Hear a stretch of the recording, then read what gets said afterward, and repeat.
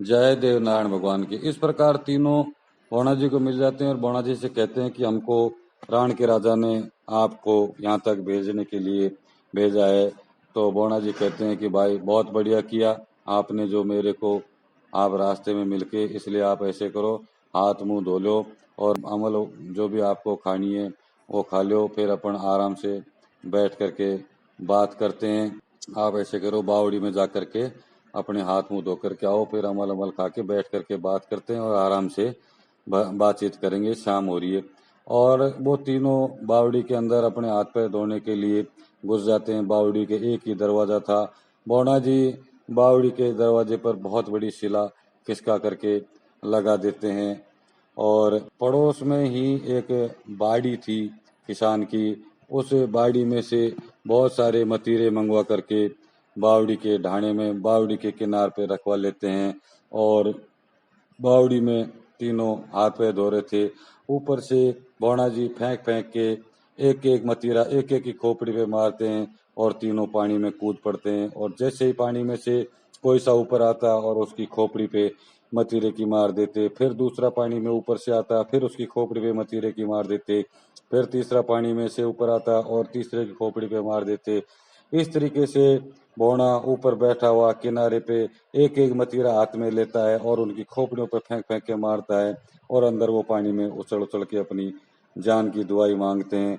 पानी से बाहर निकलते ही बौना मतीरे की मार देता है और पानी के अंदर जाते उनका सांस घुटता है और बावड़ी के दरवाजे पे बौना ने लगा दी बहुत बड़ी शिला।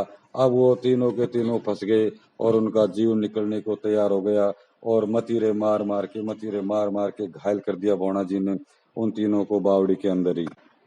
कालू मीर कहता है कि आपस में बात करते हैं कि मैंने राणा जी से ये बावड़ी बनी जब बोला था कि राणा जी बावड़ी के 2 गेट बनवाना, अब राणा ने मेरी बात नहीं मानी और एक गेट बना दिया और एक गेट के इसने लगा दिया बौना जी ने पत्थर। अब हमको मरना ही पड़ेगा।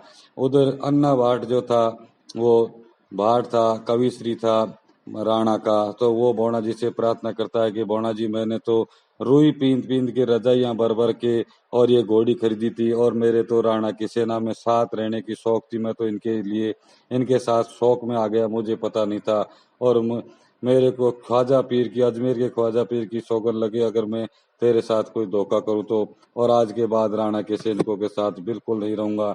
उधर तीसरा बोलता है विक्रम सोलंकी की, भाई बौना जी मैं तो तेरी तारा दे बहन का पति हूँ और अगर तू मेरे को मारेगा तो तेरी बहन विधवा हो जाएगी। और बौना जी इन तीनों की एक नहीं सुनते हैं और तीनों के ऊपर से मारते रहते हैं मतीरों की और इनका जीव निकलने को तैयार हो जाता है। फिर जैसे ही घायल होते हैं थोड़ी देर के लिए इनको छोड़ देता है, ये पानी में तैरते हैं, बावड़ी के किनारे पर अंदर बैठ जाते हैं। फिर थोड़ी देर बाद इनको वापस से मतीरे मारने लग जाता है। मतलब उनके साथ में बहुत बुरी कर दी और बाहर भी नहीं निकलने दे। इस तरीके से उन तीनों को घायल करके और ये तीनों हाथ जोड़ने लग गए, बौना जी हमको माफ कर दे, हम जिंदगी में राणा की बात नहीं मानेंगे और हम जिंदगी में राणा की सेना में काम नहीं करेंगे, हम तो यहाँ से जिंदगी में भाग जाएंगे, राण छोड़ के भाग जाएंगे, तेरा गढ़ गोठा को छोड़ के भाग जाएंगे। बहुत दुआई देते हैं लेकिन बौना जी उनके मतीरों की दे दे के उनको बहुत बुरी तरह घायल कर देता है। फिर जब वो विक्रम सोलंकी मरने जैसा ही हो जाता है तो बौना जी को दया आ जाती है। तो फिर बौना जी कालू मीर से कहते हैं कि कालू मीर तेने बहुत गलतियां मेरे साथ की है, तेने मेरे साथ मेरे को मारने के बहुत षड्यंत्र किए हैं और उधर मैं शेरों की शिकार करके जब शेरों के सिर काट के राणा के दरबार में रखता था तो उन सिरों के ऊपर तू अपना नाम लिख देता था ताकि राणा ये समझे कि ये सिर तो कालू मीर काट के लेकर के आया है। इसलिए मैं तेरे को जिंदा तो छोड़ दूंगा लेकिन तेरी या तो नाक काटूंगा या तो तेरा कान काटूंगा, साबुत तो तेरे को नहीं छोड़ूंगा और पनियारा की राड़ में तेरे को कुछ तेरा अंग भंग करके जाने दूंगा। पहले के कई सारे बैर हैं उनका मैं तेरे से बदला लूंगा। तो कालू मीर कहते हैं बूढ़ा जी मेरा तो नाक काट लो चाहे कान काटो लेकिन मेरे को जिंदा छोड़ दियो। उधर कहता है कि मेरी भी चाहे तुम कान काटो दाढ़ी काटो कुछ भी काटो लेकिन मेरे को जिंदा छोड़ दो। सोलंकी राजपूत भी कहता है कि आप हमारी मूछ काट लो लेकिन हमको जिंदा छोड़ दो। इस तरीके से तीनों को शिला हटा करके बाहर निकाल लेते हैं और बौना जी तीनों के घोड़ों को तीनों के घोड़ों को पूंछ काट करके और उनकी पूंछ भंग करके और तीनों घोड़ों को भगा देता है और उनकी जो जीन थी घोड़ों की वो तीनों घोड़ों की जीन को उतार लेते हैं और इधर एक की नाक काट लेते हैं, एक के कान काट लेते हैं, एक की दाढ़ी कतर लेते हैं और उनके जो सिर के बाल थे वो मूंड देते हैं और उनके तीनों के सिरों पे तीनों के घोड़ों की जीन को रख करके और उनसे कहते हैं कि सीधे सीधे राण की तरफ चलते जाओ और पीछे मैं खड़ा हूं, अगर तुमने पीछे मुड़ के देखा तो मैं तुमको जान से मार दूंगा। तो तीनों अपने अपने घोड़ों की जीनों को सिर पे रख करके अपनी नाक कान कटवा करके पनियारा की राड़ की तरफ चल देते हैं। जब वो पहाड़ी पार कर जाते हैं राण की तरफ तो बन्ना बाट उनमें बहुत दिमागदारी था। बन्ना बाट ने सोचा कि राण में कैसे जाएंगे, अपनी बेइज्जती हो जाएगी, इसलिए उसने दिमाग लड़ाया कि कालू में अगर तुम ये चाहो तो मेरी जीन को तुम सिर पे रख लो और मैं तुम्हारे लिए अभी घोड़ों की व्यवस्था कर देता हूँ।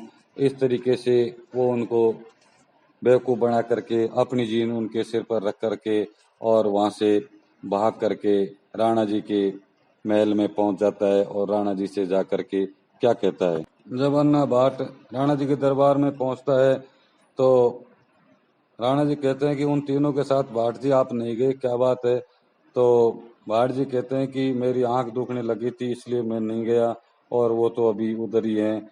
मैं तो एक समाचार देने आया हूँ कि 3 मोची घोड़े की जीन बेचने आए हैं और घोड़ों की जीन बहुत बढ़िया है, अगर किसी से आप भेज करके उन जीनों को खरीदवा लो तो अपने घोड़ों के काम आएंगी। और वो तीनों एक पीपल के पेड़ के नीचे बैठे हुए हैं। इस तरह की आप एक सिपाही को भेज दो और उनको वो बुला के ले आएगा। राणा ने सिपाही भेज दिया।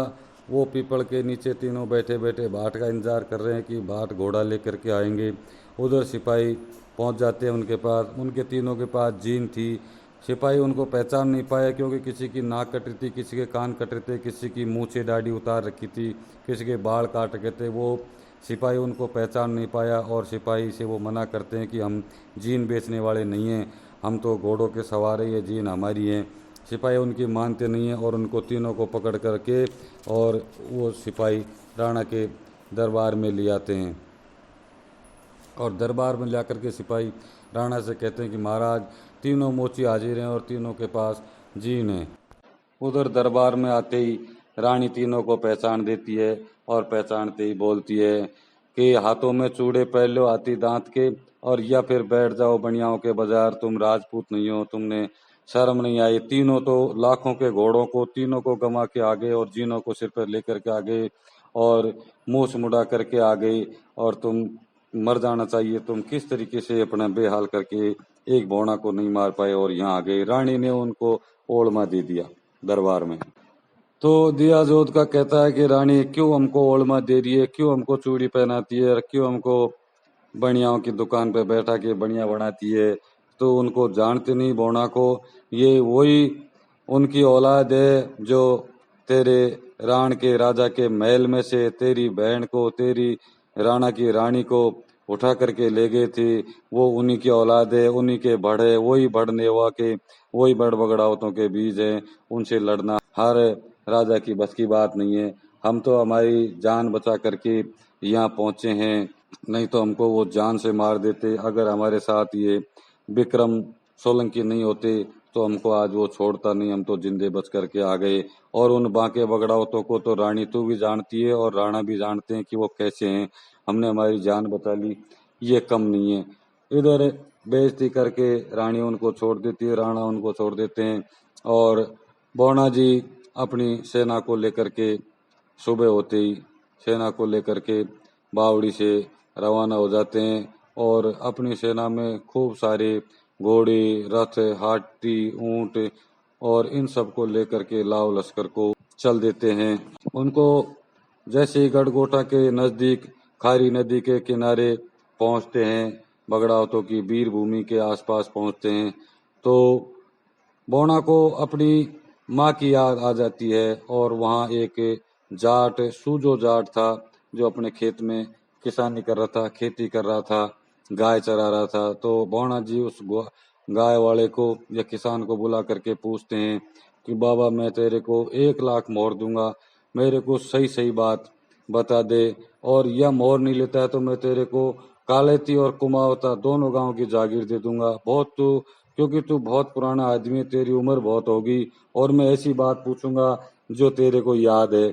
तो बोना जी सूजा जाट से ये बात कहते हैं। सूजा जाट कहता है कि भाई पूछ, क्या बात पूछना चाहता है। तो बोना जी कहते हैं कि मेरे को वो जगह बता दे जहाँ पर बगड़ावतों के साथ में बगड़ावतों की नारियां, बगड़ावतों की पत्नियां, बगड़ावतों की रानियां सती हुई थी, उस जगह को मेरे को बता दे। और उस जगह में से भी ये बताना पड़ेगा कि ये किस सती का चबूतरा है, ये किस सती का चबूतरा है, ये किस सती का चबूतरा है। 24 माताएं मेरी यहाँ सती हुई हैं, उसमें से मेरी महारावत की पत्नी का चबूतरा बताना है। अगर आपको याद है तो मेरे को ये सही सही जगह बता दो, मैं आपको 1 लाख मोहर दूंगा और 2 गांव दान में दूंगा। तो बगड़ावतों की बात सुन करके सूजा जाट बोलता है कि भाई बगड़ावतों के छोरा, मेरे को तेरा कोई गांव नहीं चाहिए, इन्हें 13 लाख का मेरे को दान चाहिए, लेकिन तेने ये बात पूछी है, तू तेरी माँ से मिलना चाहता है तो मैं तेरे को बताऊंगा और जरूर बताऊंगा। और मेरे को मेरे बगड़ा दोस्त थे और उनके बारे में तू पूछ रहा है, तो भाई छोरा भोणा, मेरे भी शरीर में तन बदन में आग लग रही है और मैं उनको रोज 10-20 दिन में देख करके आता हूँ और मेरे दोस्तों को मैं भी याद करता हूँ। मैं चल तेरे को सारी चीजें बताता हूँ और कहाँ कहाँ उनके चबूतरे हैं वो सब चीजें मैं आपको बताता हूँ। इस तरीके से सूजा बाबा, सूजा जाट भोणा जी को सब बात बताने को तैयार हो गया, और सब बात बताने के लिए तैयार होकर के सारी सेना लाव लश्कर को वहीं छोड़ करके और भोणा जी सूजा जाट के साथ रवाना हो जाते हैं। और किस तरीके से सूजा जाट मेहरावत की पत्नी भोणा जी की माँ का चबूतरा बताते हैं, सती का चबूतरा बताते हैं, और किस प्रकार भोणा जी अपनी माँ से मिलते हैं, मैं आपको अगले एपिसोड में बताऊंगा। जय श्री देवनारायण भगवान की।